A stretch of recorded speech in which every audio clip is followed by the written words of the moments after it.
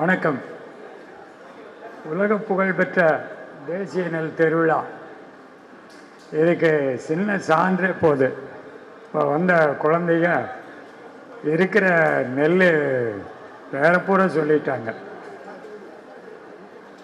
அவ்வளவு ஒரு பெரிய நெல் திருவிழாவில் இத்தனை அறிஞர்கள் பேசின ஒரு கருத்தும் கூட எனக்கு பெருசாக தெரியல. காரணம் என்ன, நீ அடுத்த வருஷம் தொட்டலில் தூங்குற குழந்தை கொண்டு எங்கள் விழா முன்னால் நிறுத்திடுவாங்க போல ஒரு பயமாக இருக்குது. நம்மளுக்கு ஒரு 70 69 வயசு கடந்துட்டா. உணவில் பார்த்தோம்னா சம்பா நெல், வெள்ளைப்பொன்னி, கிச்சடி, பப்பட்லாம் இப்படித்தான் கேள்விப்பட்டிருக்கோம். இந்த நெல் திருவிழாவுக்கு கடந்த ஒரு 6 ஆண்டுகளை வந்துட்டுருக்கிறேன். இங்கே வந்ததுக்கு பின்னால் கலராக சாப்பிட்றோம். கருப்பாக சாப்பிட்றோம், சிகப்பாக சாப்பிட்றோம், வெள்ளையாக சாப்பிட்றோம். இந்த வெள்ளையாக சாப்பிட்றத விட்டுட்டு கலராக சாப்பிட்டா மாப்பிள்ளை மாதிரி இருக்கலாம்ங்கிறாங்க இங்கே. அது உண்மை. இந்த தலைமுறைக்கெல்லாம் இவ்வளவு நெல் இருக்குதுங்கிறது தெரியாது, இவ்வளவு அரிசியில் இவ்வளவு மருத்துவ குணம் இருக்குதுங்கிறது தெரியாது.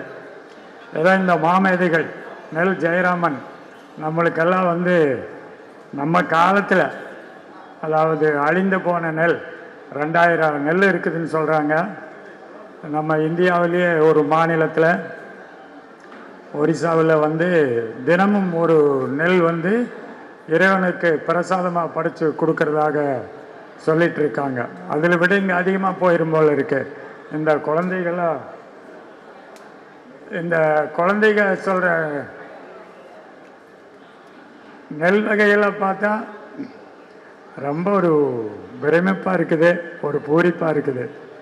நான் கோவையில் கிட்டத்தட்ட 1991 இயற்கை விவசாயம் பண்ணிகிட்ருக்கேன். எங்களுக்கு நெல் பயிரிட முடியாது. எல்லாம் இருந்தால் இவங்களுடைய நெல்லெல்லாம் கண்டிப்பாக என்னுடைய பண்ணையில் விளைவிச்சிருவேன். ஒரு பேராசை. ஒரு 5 வயசு குழந்தையிலிருந்து ஒரு 75 வயசு முதியவர் வரை என்னுடைய பண்ணையில் இயற்கை விவசாயம் கற்றுட்ருக்காங்க.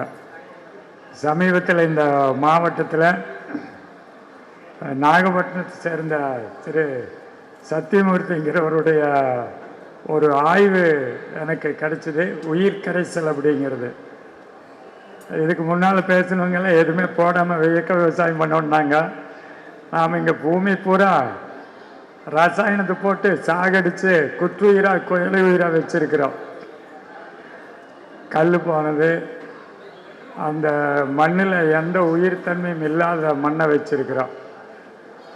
இந்த உயிர்த்தன்மையான ஒரு நிலையை உருவாக்கணும்னா அதுக்கு அடுத்த மழை நீரை பற்றி யோசனை பண்ணல. அதுக்கு முன்னால் விளையுதான்னு பார்க்கலாம்.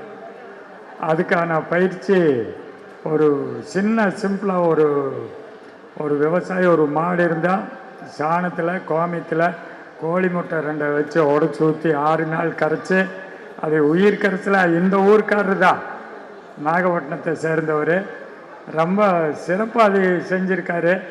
அதில் என்னுடைய பண்ணையில் பயிற்சியாளர்களுக்கு கடந்த 2 மாதங்களை கீரைகளுக்கான பயிற்சிகளை நான் கொடுத்துட்டுருக்கிறேன். இது இந்த நேரத்தில் ஏன் சொல்கிறேன்னா, நெல்லுக்கு ஒரு பயிற்சி இல்லை. நாங்கள் நெல்லை போட்டு தோற்று போனவையா. நெல் விதைச்சா 4 நாள் முளைச்சி வரும், அப்புறம் போயிடு.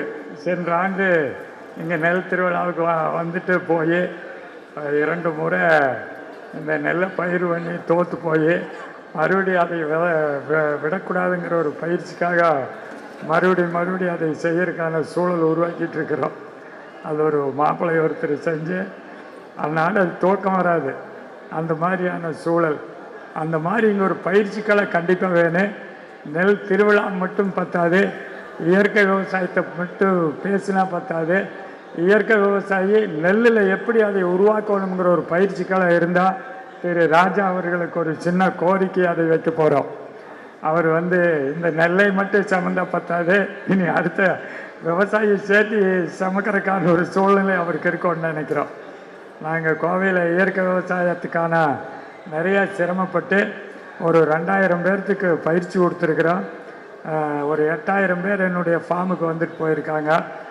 நிறைய விருதுகள் கொடுத்துருக்காங்க. போன நவம்பரில் பிரதமருடைய கையில் திரு பாண்டியன் ஐயா அவர்களுடைய ஒரு வழிகாட்டுதலில் எனக்கு அந்த விருது கொடுத்தாங்க.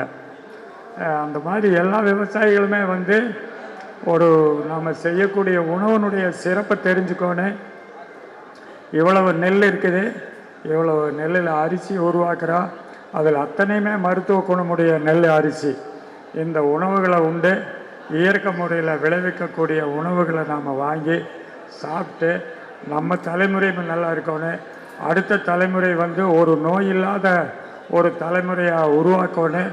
நாம் இந்த நெல்லை செய்யக்கூடிய பயிர் பண்ணக்கூடிய விவசாயிகளுக்கு ஒரு ஆதரவாக இருந்து அவங்களுடைய உற்பத்தி பண்ணக்கூடிய அரிசிகளை நாம் சாப்பிட்டு நம்ம சமுதாயத்தின் நல்ல ஒரு ஆரோக்கியமான சமுதாயத்தை உருவாக்கணும் அப்படிங்கிற ஒரு நிறைவான ஒரு செய்தியோடு எனக்கு பேச வாய்ப்பளித்த திரு ராஜ் அவர்களுக்குமே இங்கே குழுமி இருக்கிற ஆண்டோர் பெருமக்களுக்குமே நன்றியை தெரிவிச்சுக்கிறேன்.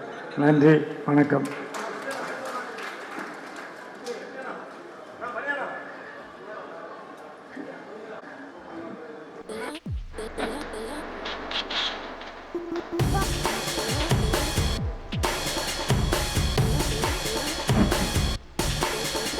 அடுத்ததாக திரு ஞான சுந்தரபாண்டியன் அவர்கள் TCHC மெய்ஞானக்குடியில் சிதம்பரம் அவர்களை அன்போடு மேடைக்கு அழைக்கிறோம்.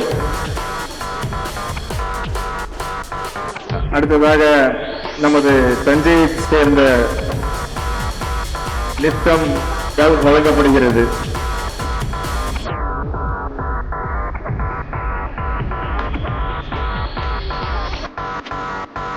விருதை பெறுபவர்கள் திருவுருவம் மரபு சண்டை.